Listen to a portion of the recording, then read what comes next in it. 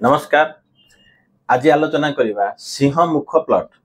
सिंहमुख plot जमीती कि पूर्व video देखिं सिंहमुखर अर्थ आम घर सामना पट ओसार थी अधिका मन करा 20 फुट रहा तो घर बैक साइड रहा 15 फुट बा 14 फुट रहा माने घर बैक साइड टू सामना पट जो ओसार थाए कहुए सिंहमुख प्लॉट।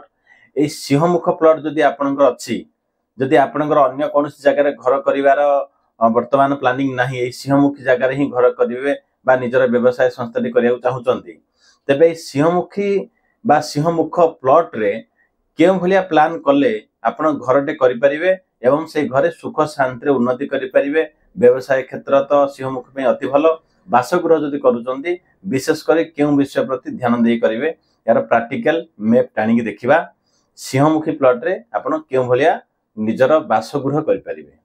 सिंहमुखी बा सिंहमुख प्लॉट रे आपण घर प्लान को भलिया करेंगे। सिंहमुखी प्लॉट जमीती गोमुख प्लॉट हूँ रास्ता पट को छोट सिंहमुखी हूँ रास्ता पट को बड़ बैक साइड रे छोट या कहुए सिंहमुख। ए सिंहमुख घर व्यवसाय भल सबुठारु बिजनेस सबुठारु शुभ एवं बिजनेस डेवलप दिए किंतु सही कथा ही मन करा जो ये सामना पट अच्छी 40 फुट अच्छी बैक साइड मनकर अच्छी 20 फुट तेबे एटा आपन को समस्या दे पारे तो अल्प डिफरेंट रहिले सेटा ठीक अच्छी। तो यही क्षेत्र में आपन बारीपट को लेंथ को सीधा रखी ध्यान रखी आपन घर को आपन सीधा करने चेष्टा करेंगे। जो पटटा आपन स्किप करेंगे से एपट हो बा एपट हो तो आपन ध्यान रखिए नॉर्थ पटे आमर फांका रहा आवश्यक कि ईस्ट पटे फांका रहा आवश्यक। जदि आपण व्यवसाय क्षेत्र करुचंती तो विशेष समस्या न आसपारे किंतु जदि आपण रहिबा बासगृह क्षेत्र जदि आपण करुचंती तेबे सिंहमुखी प्लॉट आपण को समस्या दे पारे।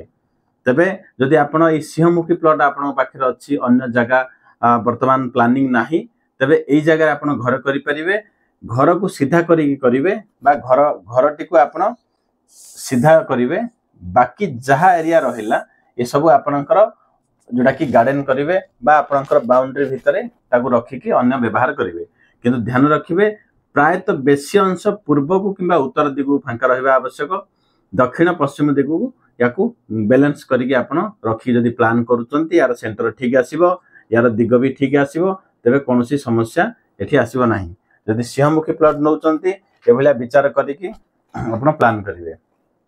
सिंहमुखी प्लॉट रे केम भलिया प्लान करा जाए प्रायतः मोबाइल रे व्हाट्सएप रे मेसेज करचंती जे याकू गोटे माने पेपर रे बुझे दियंतु तो एटा हला तार फार्मूला।